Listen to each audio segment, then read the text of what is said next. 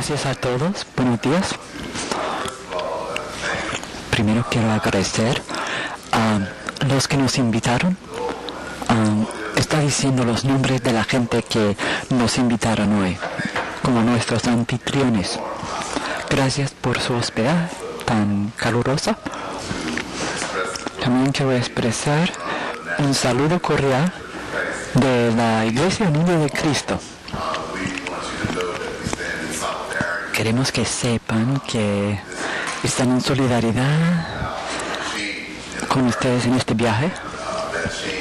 Este cambio se trata de la reforma migratoria.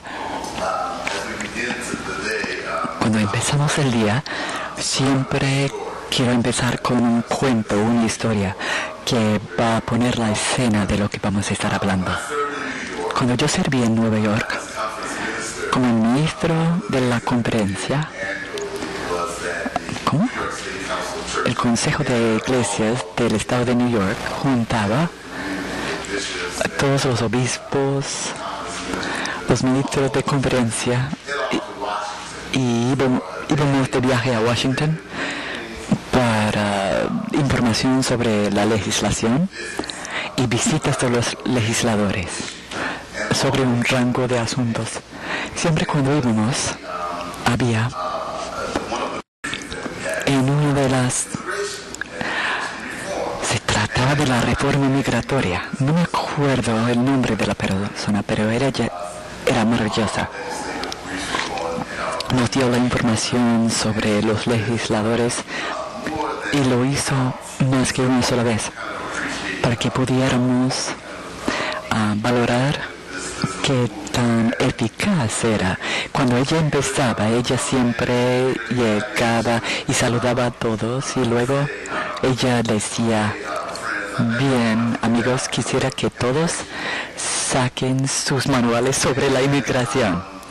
Saquen sus manuales de la inmigración. Y todos esos ejecutivos estaban buscando su manual y nadie quiso admitir que no había traído su manual de la inmigración, que se le había extraviado. Y ¿no tienes el manual de la inmigración? ¿Dónde está? Y ella dijo, pues, ¿cómo? Ella dijo, no, estoy hablando sobre la Biblia. La Biblia es el libro donde empezamos a pensar lo que vamos a mirar.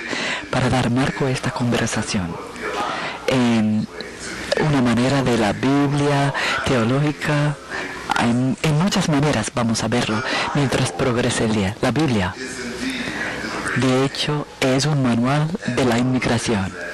Y una de las cosas que encontramos en ese es que desde el empiezo, la migración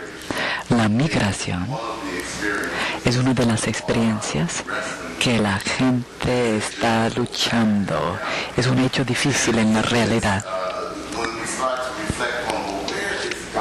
Y cuando reflejamos sobre dónde está Dios en ese, que Dios es el creador, un creador quien, primero que todo, llama a los patriarcas de la gente que Dios dijo a Abraham: vete de tu país y de tu familia y de la casa de tu familia a una tierra que yo te voy a mostrar. Escuchamos este tipo de tema en la Escritura, que Dios está llamando a Abraham. Y una de estas ideas que realmente está de la reforma migratoria, que la soberanía de Dios en toda la tierra, como el Salmo 24, la tierra es del dueño y todo lo que tiene. Eso tiene grandes implicaciones, especialmente en un país donde la gente valora la propiedad privada. Valoramos aquí en este país. Para escuchar que una proclamación que la tierra realmente es de Dios y sobre que Dios es el creador de todas las cosas en la tierra, etc. Otro tema es que Dios, como muy temprano en los textos de los hebreos, Él es el liberador, está liberando a la gente de la opresión. Éxodos es uno de los libros de la Biblia que el Dios es el liberador.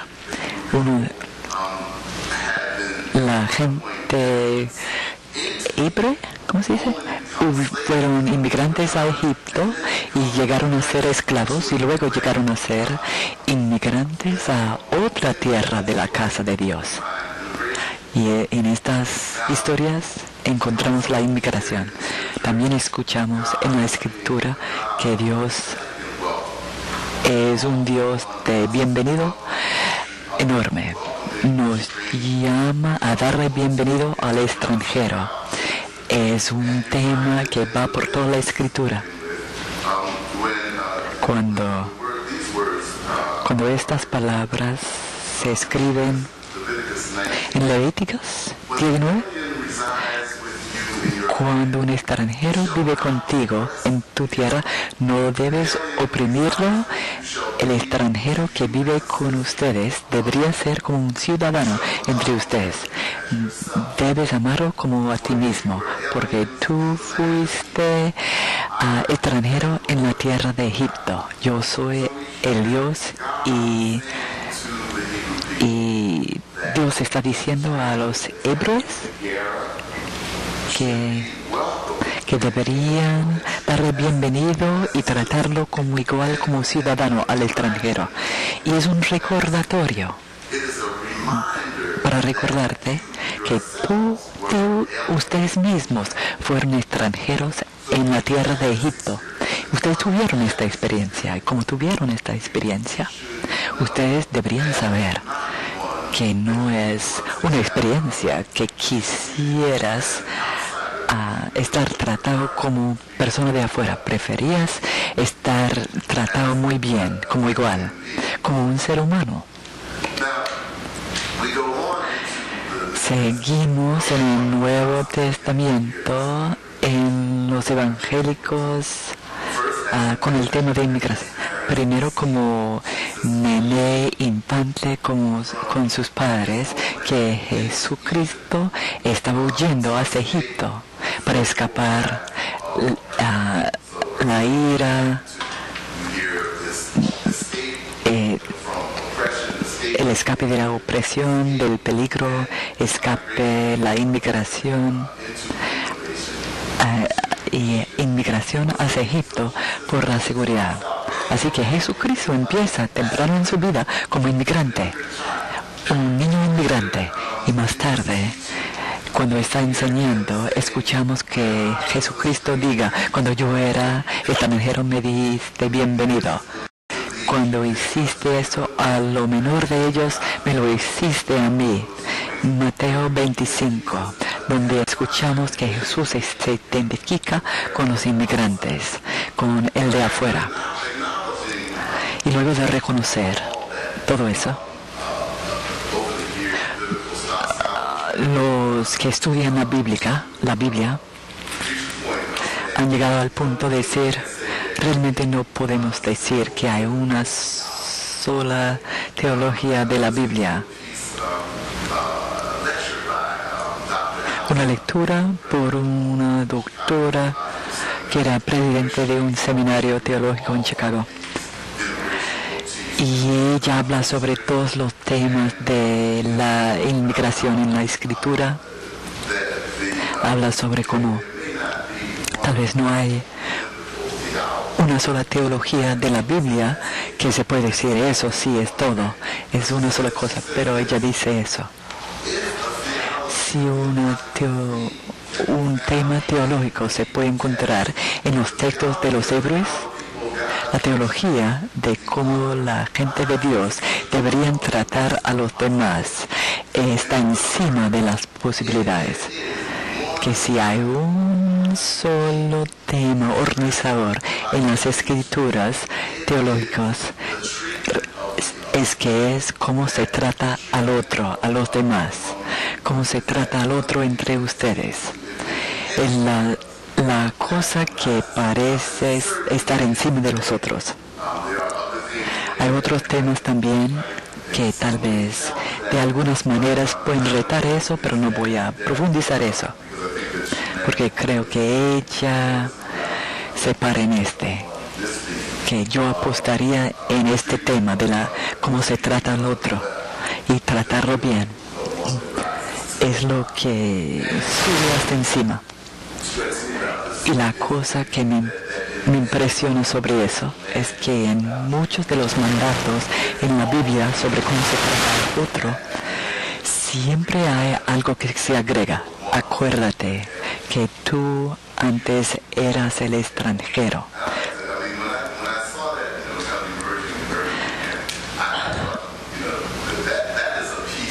Este es un pedazo de la escritura que realmente deberíamos mirar como un mensaje sagrado, una memoria sagrada, porque se trata de lo que Dios nos está diciendo.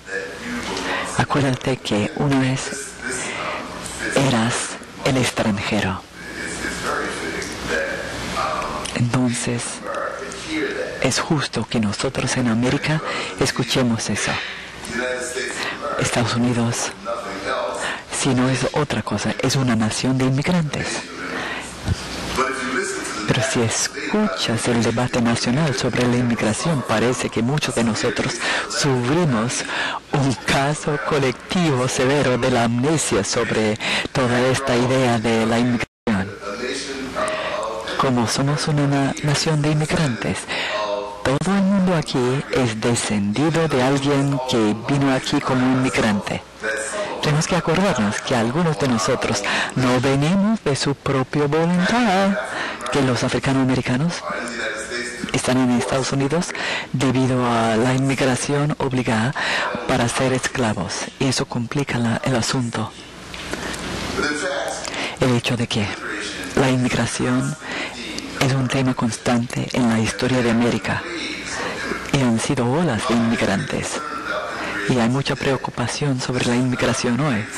No es el periodo más grande de la inmigración a Estados Unidos. La tasa de inmigración llegó a su punto más alto en 1890, cuando ¿qué dijo él? ¿El 84% eran inmigrantes?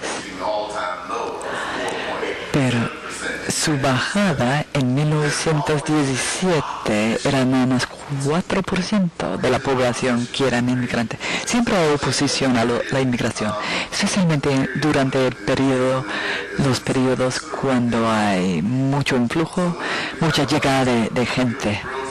Cuando hay mucho crecimiento del número de gente que están inmigrando a Estados Unidos, se encuentra la resistencia a la oposición. Que aún antes de la revolución y después de la revolución, cuando los inmigrantes eran más que todos los alemanes, hubo oposición, y una oposición que lo expresó Benjamin Franklin, el gran patriota. Tuvo algo que decir sobre la inmigración, y eso es lo que dijo Ben Franklin. En 1753, Benjamin Franklin dijo sobre la inmigración de los alemanes a su colonia de Pensilvania. Se preocupaba por el idioma inglés y la sociedad de Norteamérica, el peligro de los alemanes inmigrantes. Pero lo que dijo él era, pocos de los hijos de ellos aprenden el inglés. ¿Han escuchado eso? Que los hijos de los inmigrantes importan muchos libros de Alemania. Y los letreros en nuestras calles tienen ambos idiomas. Y en algunos lugares nada más en alemán los letreros.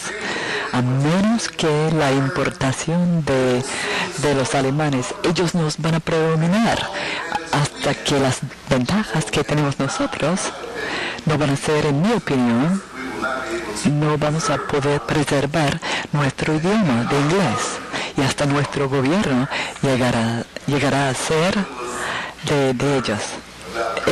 Benjamin Franklin se sintió nervioso sobre los inmigrantes alemanes en 1753. Realmente es el símbolo de lo nerviosos En la sociedad de los anglosajones, los ingleses, decimos los anglos, los que se opusieron a la inmigración. Bueno, que hoy es el Día de los Presidentes. Es el Día de los Presidentes cuando éramos jóvenes, muchos de nosotros se acuerdan. Cuando éramos jóvenes, tuvimos 2 días feriados. El cumpleaños de Lincoln y el cumpleaños y decidieron de unirlo en un solo día. Antes era el día de Lincoln y el día de Washington, pero ahora nada más un día. Era el cumpleaños de George Washington, el padre de la nación. También es el mes de la historia de los africanoamericanos, que el padre de la nación era esclavizador. Él tenía esclavos, pero también era de los inmigrantes, tercera generación de inmigrantes que había llegado a América. Hoy, cuando celebramos el cumpleaños de Washington, acordemos que el padre de esta nación era tercera generación de inmigrantes y que de hecho él y su familia eran personas que emigraron aquí para mejorar su condición económica y lo hicieron muy bien. Es irónico que tantos americanos que son los descendientes de los inmigrantes se oponen a la inmigración en este país. Es irónico. Y que Benjamin Franklin también está entre ellos, cuya familia emigró aquí desde Inglaterra. Y él ni era tercera, posiblemente segunda generación. Así que la frase nos vuelve el mandato. Acuérdate que tú una vez eras inmigrante, que habla con la realidad hoy. Hoy la oposición viene de varias fuentes. Vamos a hablar sobre un par de ellos. Como africano-americano, como una persona africana-americana,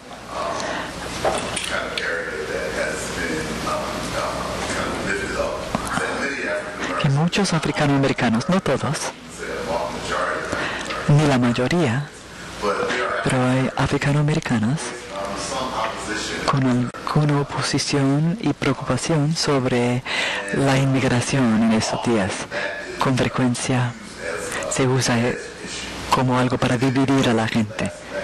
Pues no les funcionó en la última elección tratar de dividirnos con el asunto de la inmigración.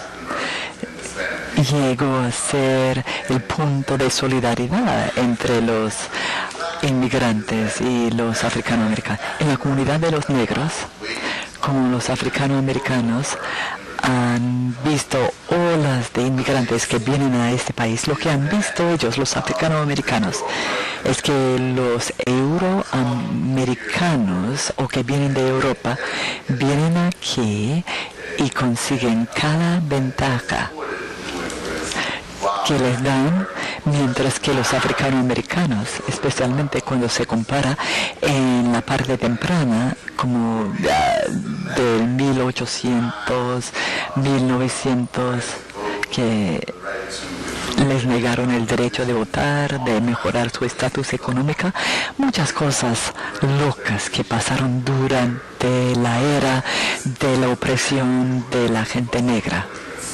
Y hubo mucha llegada de inmigrantes durante eso. Y por eso, mucha preocupación de que llegan nuevos americanos y ellos reciben las ventajas, mientras que nosotros, los africanoamericanos, todavía seguimos sufriendo de la discriminación. Menos hoy, pero todavía hay unos que se preocupan sobre la pérdida del empleo debido a los inmigrantes. Que eso es algo que la gente necesita, estar sensibles a eso.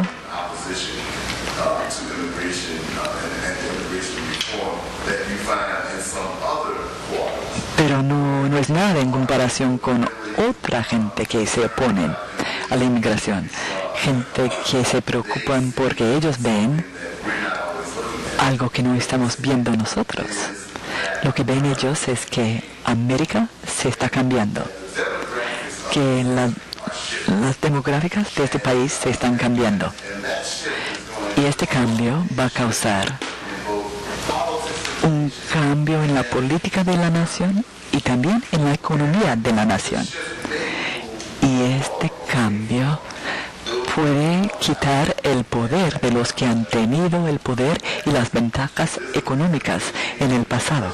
Gran peligro ahora, especialmente en las mentes de algunos, de que si la reforma migratoria llegue a pasar, 11 millones de inmigrantes nuevos llegan a ser ciudadanos, que eso va a avanzar lo que sabemos que va a pasar un día de estos, de todas maneras, de que la población se va a diversificar y va a haber más y más personas de color. Y eso va a ser una diferencia enorme en la realidad. Que la oposición verdadera a la reforma migratoria es política y económica, y se trata del cambio del poder afuera de el establecimiento de los euroamericanos a un establecimiento más diverso, que no necesariamente va a dar las ventajas, los privilegios a los descendientes de los europeos. Y eso es lo que está causando el miedo. Y no tiene que ser tan negativa la experiencia. Y yo voy a discutir de que esto es una de las mejores cosas que podría pasar a América. Pero sí hay miedo sobre eso. Y lo ves en las acciones de los activistas del partido del Té y en la oposición que encuentras por todo el país. Y usan temas de la Biblia también para oponerse al movimiento de la gente especialmente a la gente del sur, de Latinoamérica, de Centroamérica, de México, hasta Estados Unidos. La oposición a eso es realmente política y económica. Así que hay mucho miedo sobre los inmigrantes. Y una de las cosas que este miedo hace es que crea algún tipo de rígido y a veces violenta oposición a la inmigración. Bueno, hablando de la Biblia y darnos cuenta que estas son personas que muchas veces puede decir que dicen que son cristianos ellos, pero tienen un sentido de que el territorio y su familia y sus derechos están amenazados por los inmigrantes. Y de allí viene el miedo. Y el miedo toma su forma y se desarrolla en las políticas públicas. Primero que todo, la hostilidad. Acciones hostiles en la política pública, como legislación, el acta de identidad contra los inmigrantes, como en Alabama y en Arizona, que usan estrategias como el perfil racial diseñado para alejar a los inmigrantes, para alejarlos, para que se vayan a otro lugar, para que se vayan a otro estado, y mejor que se vayan a su país. Otra ironía en eso es los áreas donde encuentras mucho de eso, especialmente en el estado de Arizona y en el oeste, Son áreas que una vez eran México. Esos estados eran México. Entonces les quitaron la propiedad de la gente, dibujaron unas líneas imaginarias. Las consecuencias de un término largo plazo, es que la gente no se han ido. Todavía se están moviendo por aquí y por acá en su ambiente natural. Eso una vez era México, del sur.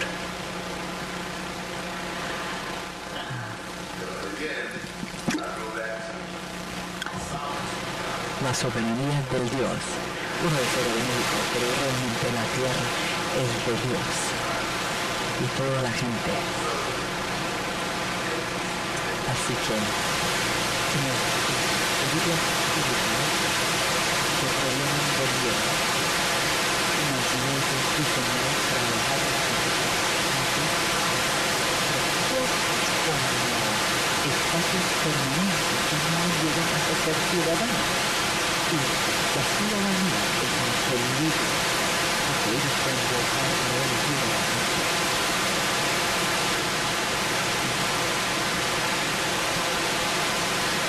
También están llamando para más seguridad en las fronteras. Cuando yo hablo sobre la seguridad en las fronteras, me pregunto, ¿qué significa para pensar históricamente sobre los muros? No son los muros que están construidos para mantener esa sensación. Han sido estos muros sobre el tiempo. Piénsalo. El gran muro de China, el muro de Berlín y el muro de Berlín.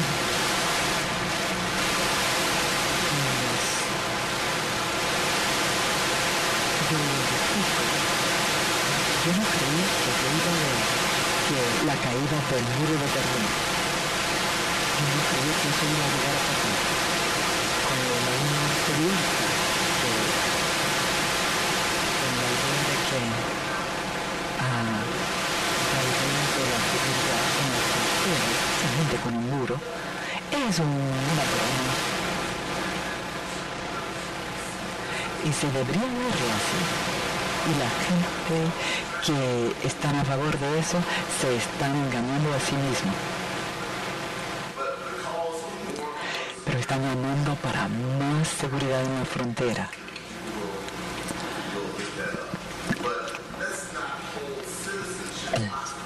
Pero no vamos a poner algo a la ciudadanía simplemente porque ellos quieren aumentar. Antes que podemos hacer cualquier camino hacia ser ciudadanos, hay que asegurar la frontera. Hemos gastado más dinero en los últimos 4 años en la seguridad en la frontera que nunca.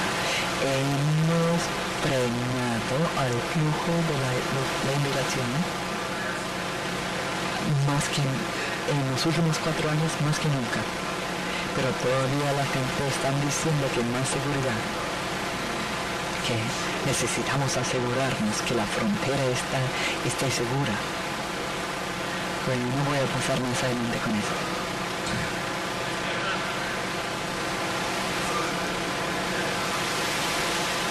El muro no va a servir. Y vivimos en una nación que ha experimentado olas de la inmigración y que realmente ha tenido prosperidad a través de la inmigración.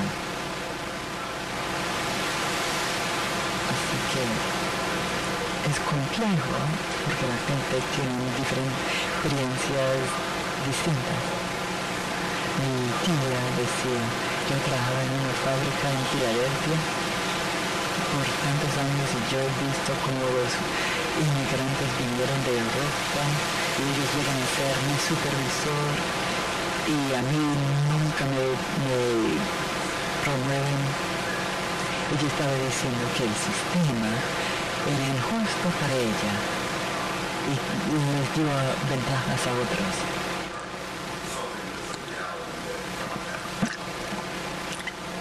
es que es el racismo en América que tenemos que combatir para tener. ¿Y qué tal una manera para pasar adelante? Una de las cosas que la gente de la fe, y yo sé que todo el mundo aquí no viene de un punto de vista cristiano, pero los que sí somos cristianos, durante esta estación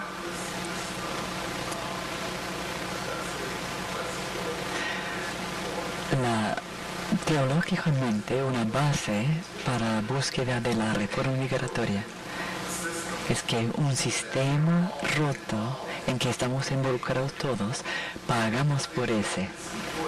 Creo que es importante para nosotros que estemos pensando en arrepentirnos de nuestro apoyo por un sistema injusto y que no funciona. Empecemos allí para decir que con toda humildad, cuando no decimos nada para defender o para retar ese sistema, y cuando sí nos oponemos, estamos mirando a Dios y estamos representando a Dios.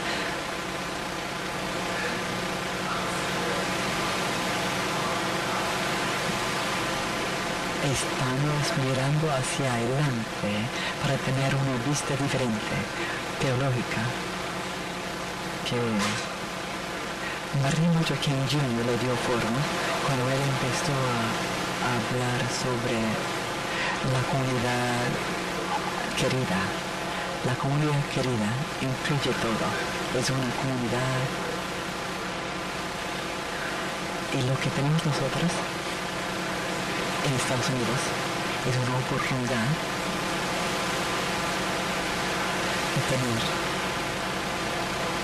una nación más diversa que de hecho representa la idea de la comunidad querida.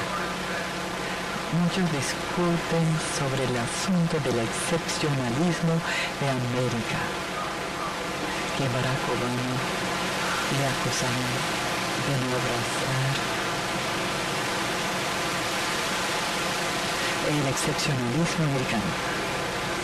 Y eso quiere decir que nuestro país es único entre las naciones del mundo, de que tenemos una misión dada por Dios de difundir la libertad y la democracia por todo el mundo.